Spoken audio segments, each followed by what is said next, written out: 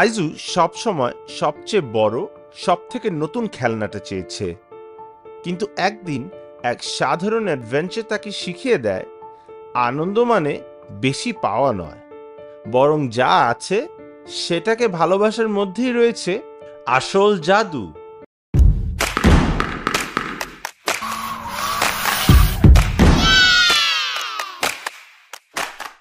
বিকেলবেলা মাঠে রোদ ঝলমল করছে, বাচ্চারা দৌড়দৌড়ি করছে, খেলছে, হাসছে। আইজু বসে আছে এক গাছের নিচে চুপচাপ।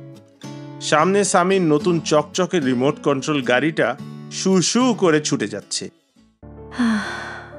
বাহ সামি, তোমার গাড়িটা দারুণ। আমারও এমন একটা থাকলে কত ভালো হতো। Thank you. আমার আব্বু গতকাল এনে দিয়েছে। দেখো, একদম আসল গাড়ির মতো আওয়াজ করে। বাটন টিপতেই গাড়ি ভ্রুম ভ্রুম করে ওঠে। আইজু পাশে নিজের পুরনো ছোট গাড়িটা দেখল। ধুলো পড়েছে, রং উঠে গেছে, একটা চাকা নড়বড়ে। আহ, আমার খেলনাগুলো এত বোরিং। আমার জীবনে কোনো মজার কিছু হয় না। ঠিক তখনই একটা বিকট শব্দে আইজু চমকে উঠল। এক দৌড়ে তার দুষ্টু কুকুর বিঙ্গো এসে হাজির, মুখে একটা পুরনো ময়লা জুতো। বিঙ্গো, ছি, এটা ফেলে দাও। কিন্তু বিঙ্গো আরো উচ্ছ্বাস নিয়ে লাফাতে লাগলো। স্যান্ডেলটা মুখে নিয়ে এদিক ওদিক ছুটাছুটি করতে লাগলো। তারপর হঠাৎ থেমে আইজুর কোলে মাথা গুজে দিল, যেন বুঝতে পেরেছে আইজুর একটু মন খারাপ। আইজু তাকে আলতো করে আদর করলো ঠিকই, কিন্তু তার মন তখনও সামির গাড়িতেই আটকে আছে। সন্ধ্যায় গোমরা মুখে আইজু বাসায় ফিরে এলো। সামির কত কিছু আছে, আমার তো কিছুই নেই। মা হাসলেন, কিছু না বলে স্টোর রুমে চলে গেলেন। একটু পর ফিরে এসে একটা ছোট পুরনো কাঠের বাক্স দিলেন। এটা তোমার জন্য আইজু, দেখো তো কি আছে ভেতরে। আইজু অবাক হয়ে বাক্স খুলল, আর হঠাৎ চোখ বড় বড় হয়ে গেল। আরে, এটা তো আমার পুরনো খেলনা সুপার সোলজার। আমি ভাবছিলাম এটা হারিয়ে গেছে।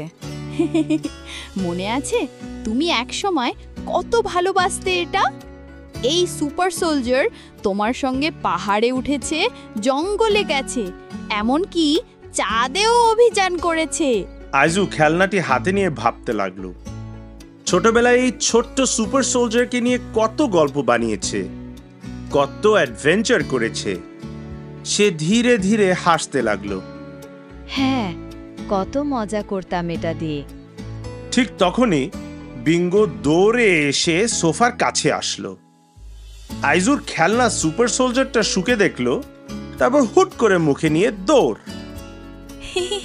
আরে, এটা তোমার জন্য না বিঙ্গো। বিঙ্গো খুশিতে লেজ নাড়িয়ে লাফাতে লাগলো। আমরা অনেক সময় যা আছে সেটার গুরুত্ব বুঝি না, কিন্তু সত্যিকারের আনন্দ হলো যা আমাদের কাছে আছে সেটাকেই ভালোবাসতে শেখা। আইজু মায়ের কথা ভাবলো, আর হাতে খেলনাটা শক্ত করে ধরে রাখলো। পরের দিন আইজু আবার মাঠে গেল, কিন্তু আজ তার মন খারাপ না, বরং সে নিজের পুরনো খেলনা সুপার সোলজারটা নিয়ে গেল সঙ্গে। ক্যাপ্টেন সুপার সোলজার, আজ আমরা নতুন অ্যাডভেঞ্চারে যাচ্ছি। বিঙ্গো খুশিতে চারপাশে ঘুরতে লাগলো, মাটি খুঁড়তে লাগলো, যেন গুপ্তধন খুঁজছে। তুমি কি সত্যি গুপ্তধন পেয়ে যাবে নাকি? বিঙ্গো মাটিতে মুখ ঢুকিয়ে দিল, নাক ভর্তি ধুলো হয়ে গেল। আইজু খিলখিল করে হেসে উঠল। আইজু হঠাৎ মজার একটা আইডিয়া পেল। আরে, যদি সত্যি সত্যি গুপ্তধনের খেলা খেলি? সে লাঠি আর পাথর জড়ো করে একটা ট্রেজার ম্যাপ বানালো। মাঠটা পরিণত হলো এক দারুণ অ্যাডভেঞ্চারের দুনিয়া। আইজু হলো সাহসী এক্সপ্লোরার, আর বিঙ্গো হলো তার বিশ্বস্ত গুপ্তধন সন্ধানী। সামি পাশ থেকে আগ্রহ নিয়ে দেখছিল। একটু পর এগিয়ে গেল। তুমি কি করছো? গুপ্তধনের খোঁজ, কিন্তু এটা খুব বিপজ্জনক অভিযান। শুধু সাহসী এক্সপ্লোরাররাই পারবে। সামি মুচকি হেসে তার গাড়িটা পাশে রেখে দিল। আমি খেলতে পারবো? একটু পর আরো বন্ধুরা জড়ো হলো। সবাই মিলে খেলতে লাগলো। চারপাশ আনন্দে ভরে গেল। আইজু বুঝলো তার খেলনা নতুন না, চকচকেও না, কিন্তু তার কল্পনা আর বন্ধুত্ব দিয়েই সে অজস্র মজার মুহূর্ত তৈরি করতে পারে। রাতে আইজু তার খেলনা সুপার সোলজারটা বালিশের পাশে রাখলো আর বিঙ্গোকে শক্ত করে জড়িয়ে ধরলো। আসলে নতুন কিছু না পেলেও চলে, আসল আনন্দ তো যা আছে সেটাকেই ভালোবাসায়। বিঙ্গো খুশিতে মুখ চেটে দিল আর আইজু হাসতে হাসতে ওর গায়ে হাত বোলাতে লাগলো। ধীরে ধীরে তারা দুজন ঘুমিয়ে পড়ল।